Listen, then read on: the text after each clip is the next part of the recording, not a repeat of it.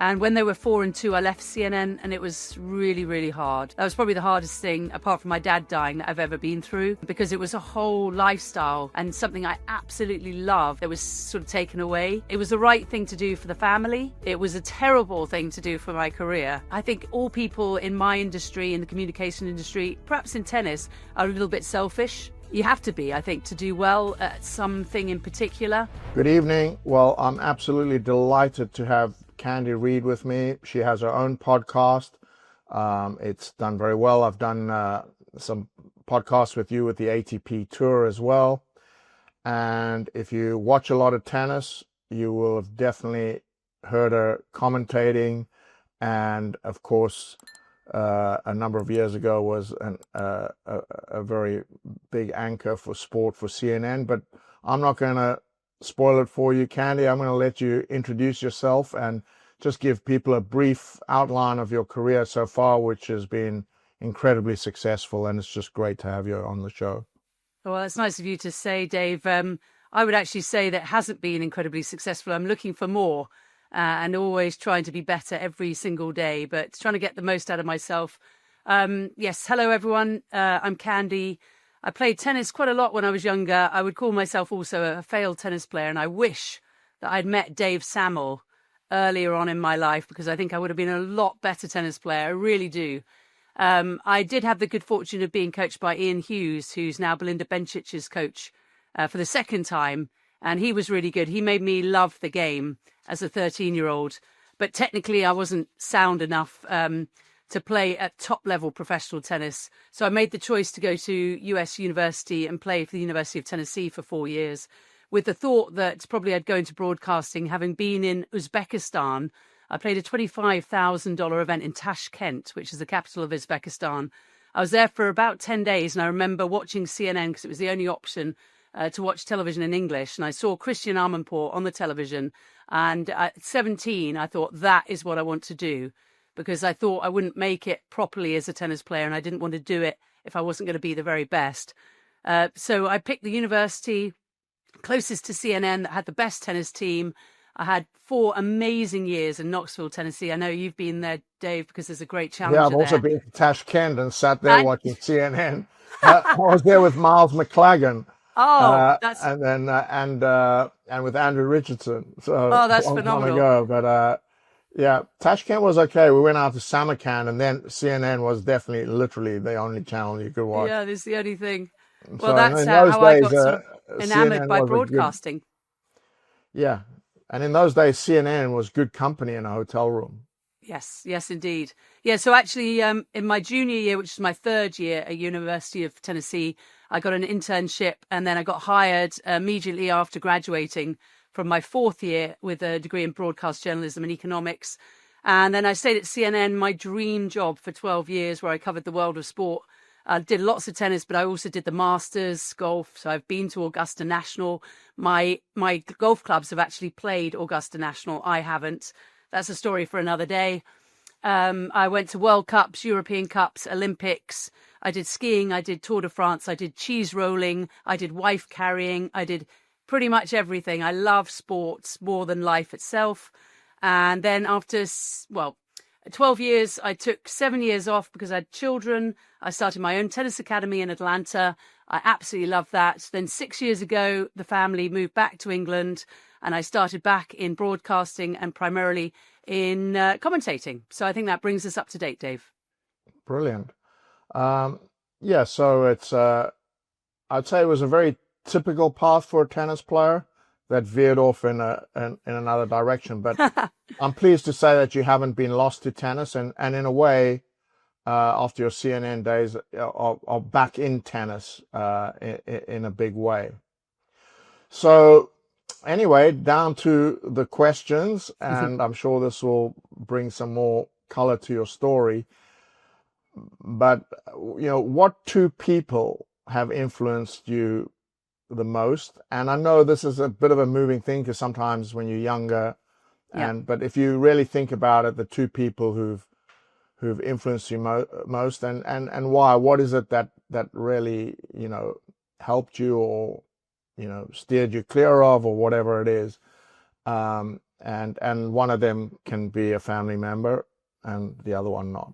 Well, I hope my family isn't watching this, because I'm not going to pick a family member. I think it's more interesting. I have an amazing, amazing family. I'm so grateful to my parents, my brothers, the entire crew have been incredible.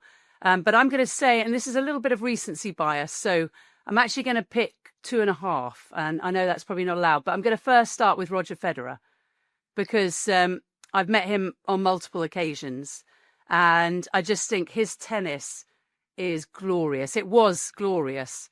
Growing up, he's a few years older than me only. Actually, that's not true. I believe he's younger than me. So that's an unfortunate one. But I just always admired it. I just thought his tennis was exceptional, but also the man he was phenomenal. The way he went about his business, being the best in the world, but also a classy guy, a friendly man, a polite person. When he lost, he was amazing. When he won, he was incredible. Just the whole package, Dave, I think just enlightened. The other one I'm going to go for, and I think this is going to massively surprise you, and this has been actually in the last year where she's inspired me.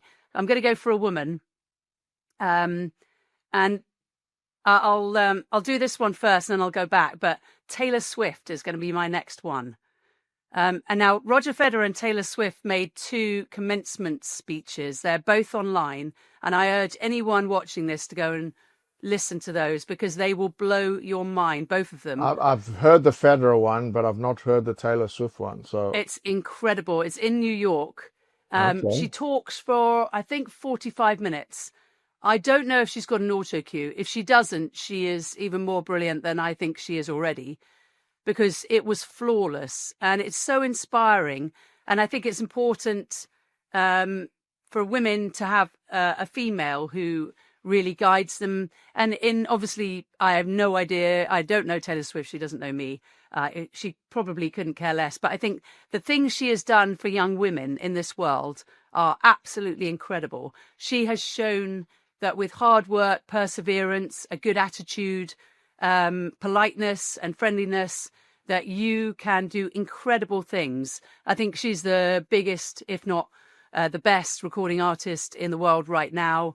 I actually went to a concert, and I didn't know much about Taylor Swift last year with my daughter, and it blew me away. It was 3.5 hours of just unbelievable music, dancing. The whole thing was choreographed so well. And I was just in awe. And I've since looked into her a bit more. And that's when I saw the commencement speech.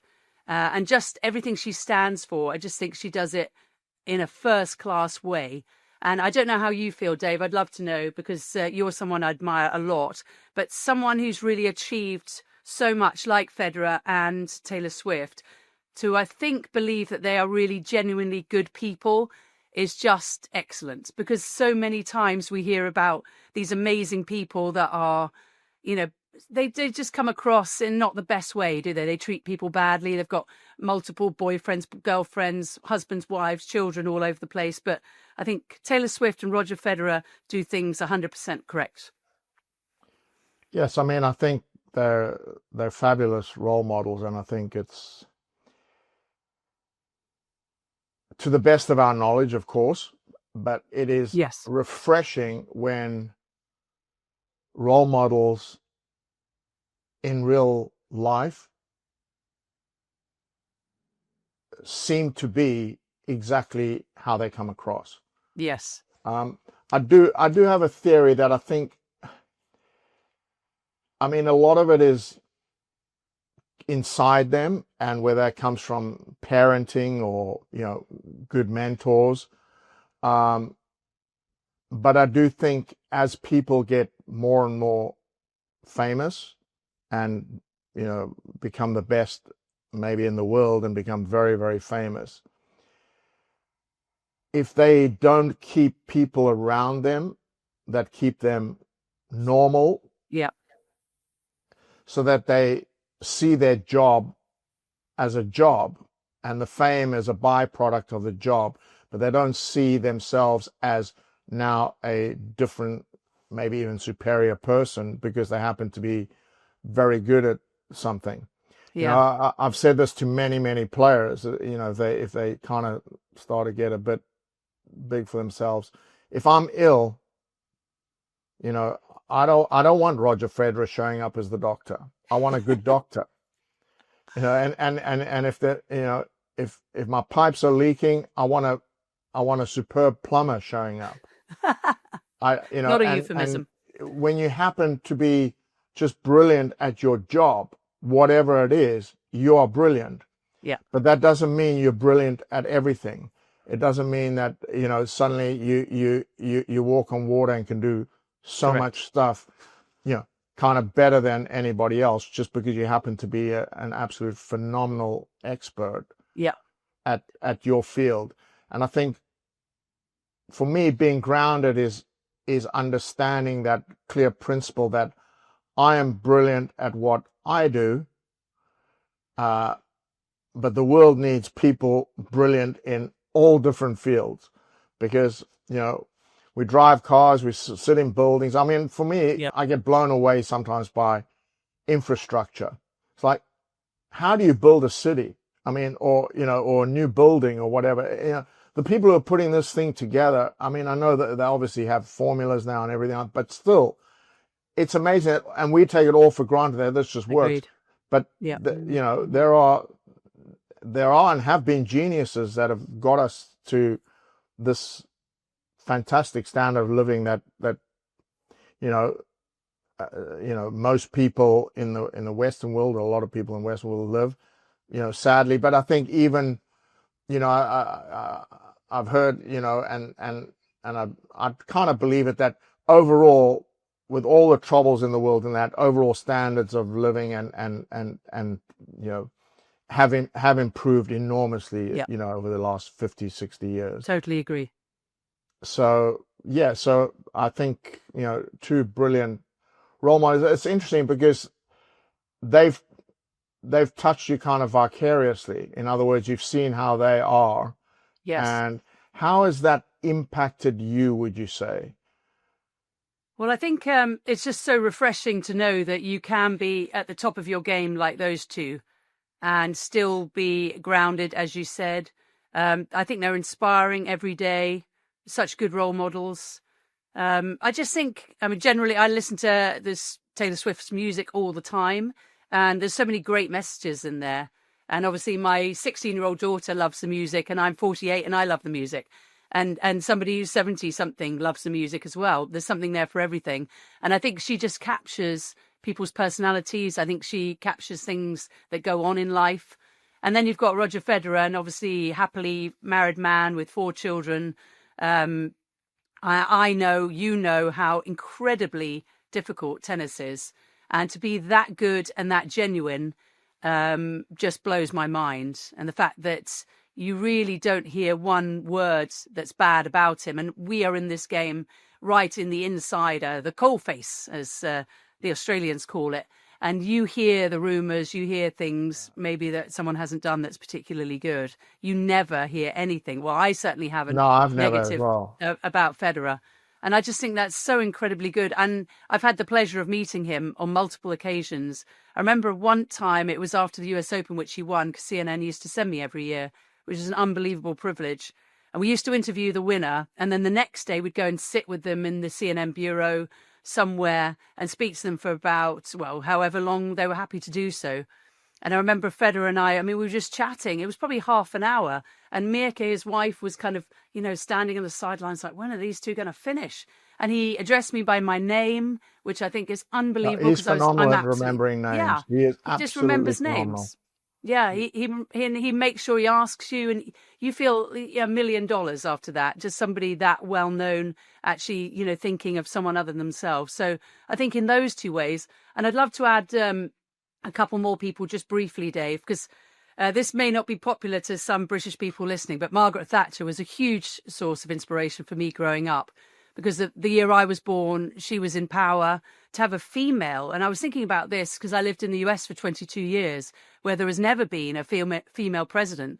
So people there in the US have never grown up with a female leader, where in Great Britain, no matter what you think of her politics, and I agreed with many of them, actually, some I didn't, but I think to have a female leader, and that was normal, that wasn't exceptional, that was normal because there she was. and she was in charge of the entire country, was a phenomenal thing. And I think that's why maybe British women feel as comfortable as men, that we're equal, whether we are or not. Some people will disagree with that as well. I do believe that is the case, and we have as much opportunity as most men. But I think just having that as a norm was huge. The other person I'd put in is, I love stocks and shares, and I think Warren Buffett is just incredible. He's a little like you in that he had that, you sent me last week, your 10 rules essentially for success and happiness in life. And he puts those in there, talking about surrounding yourself with people that are better than you, people you're learning from. I like his thought about buying stocks when others are fearful, you should be courageous. And when some are greedy, you should be a bit fearful. And I think that actually relates to tennis as well. Yes, yes. I think, one of the things I loved as a kid, in high school, was the debating society. And one of the things I loved about it is that you had to argue to train. We'd argue both sides of the same argument. And when you had somebody who could really, with some charisma and everything, turn an argument that even might be a little bit ridiculous to where you're thinking, maybe I'm wrong here. I think that's brilliant. And I think it's really important that whether you agree with somebody or not should never detract from respecting what they achieve. Yes. So whether you agree with Maggie Thatcher or not, I think is irrelevant, because she's a role model, because she was a woman prime minister. Yes. And, some people say she did a terrible job. Some people say she did a great job. For me, of course, when you're living in it and that, it's relevant. But at the same time, what she achieved as a woman, and don't forget, this was late 70s, early 80s. The world has, moved on since then, was an amazing breakthrough. And so I do love that, because I think that's separating, people's beliefs. Everybody has beliefs. Yes. And everybody's welcome to their beliefs. But you need to respect other people's beliefs, and never say, well, because they believe that, then I don't think they're good at their job, or I don't think they're good at whatever, because they're two separate things. Totally agree with you. And I think that's why it's so important for all of us to always ask questions and have a growth mindset, not a closed mindset. I think too many times, particularly on social media, you read, oh, that's rubbish, you're terrible, you don't know what you're talking about. But I think everyone has a point of view and everyone believes what they believe. But you should also have an open mind to say, well, I believe this, but I'd love to hear your opinion, and maybe my beliefs will change. I don't think there's enough of that perhaps going on, and maybe there is, but it's hidden. Maybe the loud people that want to believe one thing or not the other are the actual ones that are causing that bias in my mind. But I love asking questions. I love particularly people that have been successful. Someone like you, I could talk to you all day, Dave, because you've had so many incredible experiences and you've seen what works and what doesn't. And maybe you don't know all the answers, but to discuss something with you, then you can kind of work it out, can't you, in your own mind? When you talk, I always say, is don't think a problem, talk a problem. Brilliant. Because when you talk about something with somebody, you can't. If you talk about it in your own head, that's not good. Yes. Because you can't get out of your own head. But when you talk with somebody, that's when breakthroughs happen. Yes. Because they say something, or you hear yourself speaking, and then suddenly you go, oh, actually, no, that sounds all wrong. So because true. a lot of times we have a good idea in our head, but when you actually vocalize it to somebody else, you start to see how weak the idea really is. And just another little add-on to what you've been talking about is, I always say is, if you were in an airplane, would you like your best friend flying the plane who didn't know anything about flying a plane, but you really like him? Or would you like your worst enemy as a good pilot flying that plane? Yes, please. That one. Yeah, exactly. So, whatever, whether you dislike people or, don't agree with them, if they're very good at their job, you'd rather, be in a position working with them than somebody who's really nice that doesn't know what they're doing. I think for me, it's so important though to be a genuinely good person. I was just in Monaco, Monte Carlo, and you see sort of the best and the worst of world. Uh, we saw a lot of prostitutes there. We see a lot of people with money, a lot of people going to the casino, a lot of people showing off their beautiful cars, a lot of people beautifully dressed and beautifully mannered. So you've kind of got all of that. And I would love it if more people are genuinely good people. It's not hard to say please and thank you.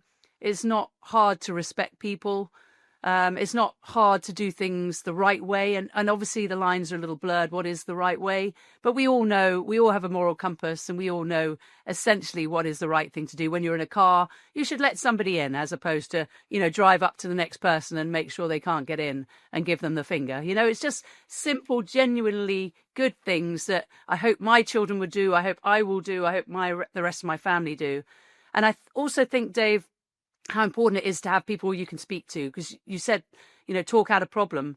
And my mum is that for me, definitely, with personal issues or issues close. Career-wise, I have amazing people in my life. I'm so lucky. My father, unfortunately, died 16 years ago. He would have been great because he was a stockbroker and very intelligent. Didn't have the most common sense, but had a lot of intelligence. So my mum and him kind of played off well. But I've got a couple of people in my life that I could call at any moment, any time of day, and they would discuss things and help me out. And that is so valuable. And I really, really, really appreciate those people. Yeah, I think it's really important to have an outlet, because pressure builds when you don't have an outlet. And that makes, and I think that can cause mental health problems when you don't have an outlet and bottle everything up.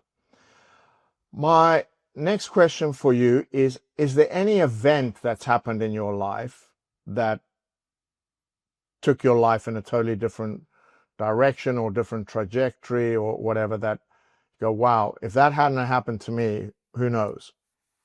God, there's so many. Well, firstly, I think probably the CNN moment. That was a real light bulb moment that I addressed at the beginning. Just sitting in a hotel room in Tashkent, Uzbekistan, watching CNN, suddenly I remember it so clearly to this day. I just thought, that's what I want to do. Before that, I wanted to be a tennis player, but I didn't really have much direction. I didn't really have much discipline. If I would do my tennis career again, I would do it so differently, and I'm sure I'd be a much, much better player, because I was naturally talented, but lacking in a lot of really important skills like footwork and strength. Which and brings me to a technique. point. You need mentors in your life to steer you at the right times. Otherwise, Yeah. it can go horribly wrong. Yeah, and I didn't really I didn't really know where to go. My parents, well, my father was sort of England level cricket. My mother was a professional ballet dancer, and my grandmother had played at junior Wimbledon, but no one really had the idea of how to play tennis at the time I was playing. So it was all a bit kind of hit and miss, and use this coach, do this, and it was just a bit of a mess. But I think the light bulb moment, the CNN thing, then my life took another complete turn when I had my children. A lot of anchors, presenters in America got au pairs, and I didn't really want to do that. I kind of had children for a reason, that I was going to look after them. And when they were 4 and 2, I left CNN, and it was really, really hard. That was probably the hardest thing, apart from my dad dying, that I've ever been through, because it was a whole lifestyle and something I absolutely loved that was sort of taken away. And it was the right thing to do for the family.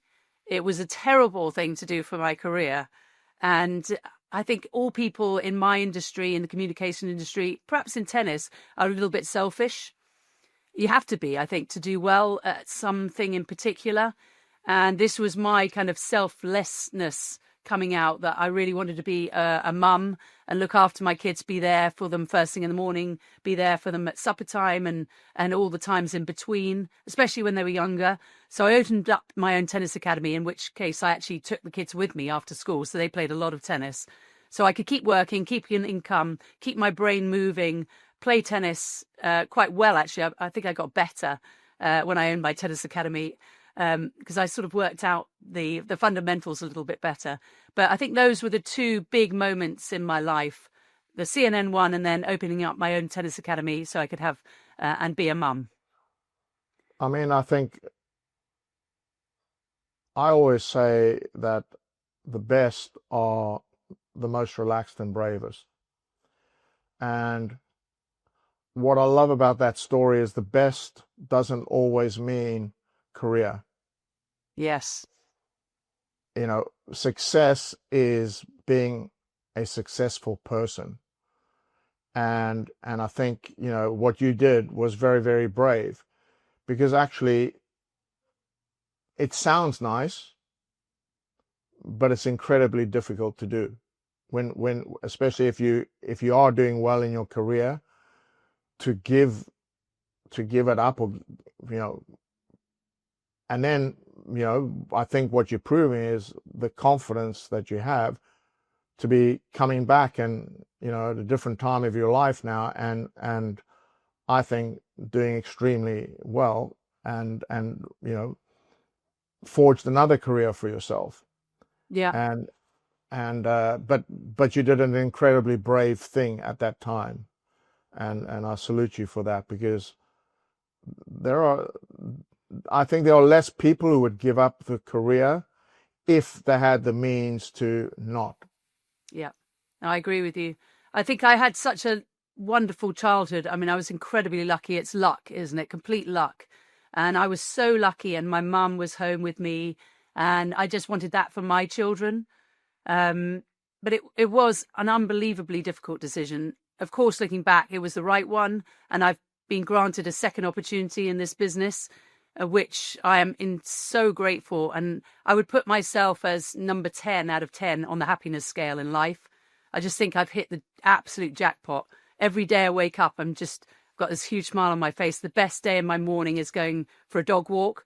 I get to travel into incredible places, meet incredible people, chat with, you know, unbelievably successful and lovely people. You know, just hit the absolute jackpot. So I'm so grateful. And every day I get to do this. If it stops tomorrow, I'll be all right with it. But I've given it a good go. It won't. You're good. You're very good. My last question to you. Hello, have you frozen there? I'm going to just stop for a second, because I think... Oh, there we go. It's come back. Yeah, it froze for a second there. So I don't know if you heard, I said it won't stop, because you're very, very good at what you do, and I'm sure you've got a long career ahead of you. Well, hopefully. But my last question to you is, looking back on your 20-year-old self, or your children at 20 years old, if there was one life lesson, or that you'd want them to have it at a young age. Yes. And it's very difficult, because everybody's going to make their own mistakes, and kind of live their way through to better wisdom. Though there are some people who are amazing at such a young age, but I certainly wasn't one of them. But yes, if you could impart a life lesson or skill, or something that at 20 you wish you would have had, or that you really would love your kids to take on board at a young age, what would that be? That's an easy one. Well, I'll go back. So my university experience in America was so unbelievable. My first year, I was a bit of a mess. I was going out far too much, drinking too much, having far too much fun. It was the biggest party year of my life. Second year of university, I settled down, and I was living with two girls that were getting 4.0s. So that's the top you can get in the US college system. And I thought, well, you know, I'm as clever as these two. Why aren't I doing that? So I put my head down, and I started working, and I finished, I think, with a 3.91 as my average grade. So that was the best you could get in my degree. And it hit me then. And I think that's what university in America does for you, because the time management has to be so impeccable. I was essentially starting my day at 8 a.m. I was finishing at 8 p.m. because I was either going to the radio station after I was finished with tennis. So we were doing our studies, lunch, studies, tennis, gym. I was either going to the radio station or TV station to go and do internships. It was an unbelievable long day. Then I was doing homework, going to the library. I was so unbelievably disciplined, and it just became a way of life. And so that happened to me at 2021. So that's exactly the time you're asking me about. So the thing that I would like to impart on my kids, and I tell them every day, is just work as hard as you can, do as best as you can, don't get stressed out, enjoy life. But if someone asks you to do something, make sure you're there on time and do it properly.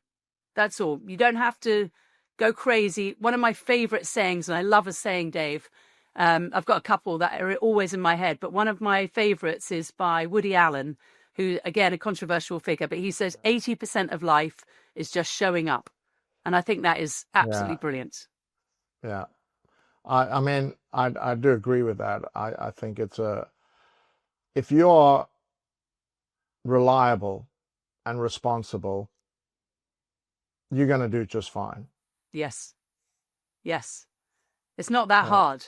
It's not that hard. Even if you average at something, if you're there all the time, the breaks will come your way because you're there. Totally. Have a great attitude. Sometimes do things for free. The internship I did in my third year was for free. And then at CNN, I just went to talk to everybody. I learned all about the different variations of what you can do in the broadcast industry. And I guess they liked my attitude. They liked that I was willing to learn. And I turned up on time. I had a smile on my face. I dressed okay. I looked quite neat.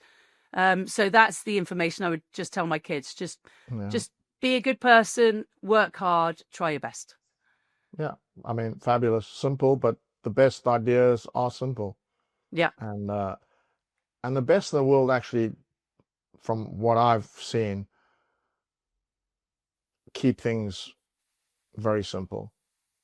Yeah, that was one of your 10 things, wasn't it? Keeping it simple, because we over elaborate. I remember doing a coaching clinic, and I sent a note to Matt Little, who's the strength and conditioning coach of Andy Murray when he was playing. And I said, I've got to do this, how would you set up this drill? And he's like, keep it simple. Andy Murray never did anything difficult. The drills we did were one ball here, one ball there. Keep it simple. Yeah. But get very good at it. Exactly. And I think sometimes the people that haven't got to the top, and I would consider myself one of them, we overthink it. We think Roger Federer or Taylor Swift is a genius. But I saw a quote from Taylor Swift the other day saying she writes poetry and her songs come from her poetry. She said, just write poetry and then learn the guitar. Simple. Yeah. I think it was Brian Clough who said, football's a very simple game. You just have to score one more goal than the other team. What I would add to that is, in order to keep it simple, I think it was Brian Clough said, football's a simple game. You just have to score one more goal than the other team. Yeah. But I do think this in getting good at anything. Ultimately, it's simple, but you do have to go through quite a lot of complexity to come out the other side, understanding what that simple really means. Yes. I don't know if that makes sense to you. Because there's a Buddhist saying, before enlightenment, man carrying water. After enlightenment, man carrying water. But it's basically saying you go through a kind of complex life to come out the other side and realize, actually, it's pretty simple. Yeah. And I think it's so true. That's a journey we all trying to. And as you get older, I think if you are self-aware and you do think about these things, I think you can get closer to living a simple life happily. Yeah. I'd love to know what you would say to your 20-year-old self at this point. Yeah, it's a great question. And I'd love to say that I have just one answer, but it does vary according to how I'm thinking. But I think one of the things would be definitely that realize that nobody has it all together. Oh, that's so good. And so refreshing. Because, I've met a lot of people in my life, and on the surface they can be incredibly together, but behind the scenes everybody's got problems. Yeah. everybody's got problems, and you know they're different problems, but and everybody is worried whether they're doing the right thing or not. You know, there are times when you're absolutely sure you're doing the right thing, Yeah. but there's always periods where you're like, what do I do now? I'm not sure, you know, and so nobody has it all together. It's so nice to know that about other people. I'll add another little anecdote. So when I was working for CNN, they sent me up to Toronto for the Toronto Masters on the women's side, because of course the women and the men switch Toronto, Montreal. We went up to Toronto and we had a day with Stacey Alistair, who at the time was the head of the Women's Tennis Association. Yeah. So we picked her up from her house, met her husband and her 2 adopted children, spent the day with her, walking around the facility, and I picked her brain as much as I could. And I actually did that at the Australian Open again this year. Whenever I see her, I'm like, Stacey, can I sit down with you for 30 minutes and ask you lots of questions? And one of the questions I remember asking on our initial meeting was, how do you find a balance between working so successfully as you do, because she is one of the top females in sport in the USA, which is unbelievable. And how do you cope with being a mother and trying to be the best? And she said, Candy, and this is the first time I heard this, Dave, she said, there's no balance. Because you always hear about the work-life balance, the balance between family and work. And, you know, you can do it all. And she said, you cannot do it all. It's rubbish. When I'm at work, she said, I am working. My focus is on my job. When I'm home, I'm a mother. My focus is on my kids. And that really hit me, as that this woman is telling me the truth. Finally, I'm hearing someone that is actually speaking about a real life situation. I have a slightly different take on that. I agree with her 100%, but I think there's something called long-term balance. Okay. And I'd say this is how definitely Joy and I have survived, 40 years of marriage, is there are periods where, and obviously I was away a lot and everything like that, so there is no real balance there. Yeah. But I always made sure that we had something to look forward to. So if I was away 6 weeks, then we had a holiday on the back of that, a really good holiday. Or if I was away, 3 weeks and then back and then away, that there'd be a long weekend there, or there'd be, and then, something, always something for us both to be looking forward to. And when you're working together towards goals, and the role of each person is actually different, then I'd say the marriage is in balance, even though the life isn't fully in balance. Yeah. But I think long term you can have a different type of balance. That the balance of the relationships need to be good when people understand, their roles and support whatever you're doing. But if you just talk about purely like time balance, no chance. Yeah. And yes, and I think being present is a really big part. But that's something we should all try to learn, especially in the day and age of these things. That's the tricky it's very thing, isn't easy it? not to be. Yeah, because you're always contactable. You've got about 1 million WhatsApp groups and notes are coming in throughout all of them. Yeah, that's a really good point, I think. It was just so nice to hear that, because, you hear, if you go on social media, you can, these women, you can have it all. You could be the perfect wife, the perfect la la la la la. All those people, I guarantee, let's go live, 48 hours with them and you'll see how they lose their shit and don't have it all together. Unbelievable. It'll be for sure. We had Philip de Hayes, who's a very good Belgian coach, on our podcast, Diary of a Professional Tennis Coach. And he was saying, the divorce rate amongst coaches is astronomical. So the fact that you've managed to keep it together, Dave, for 40 years is just brilliant. And you could see how much work that does take, being fair and, thinking about Joy and she thinking about you. So well done, you. It's brilliant. Thank you.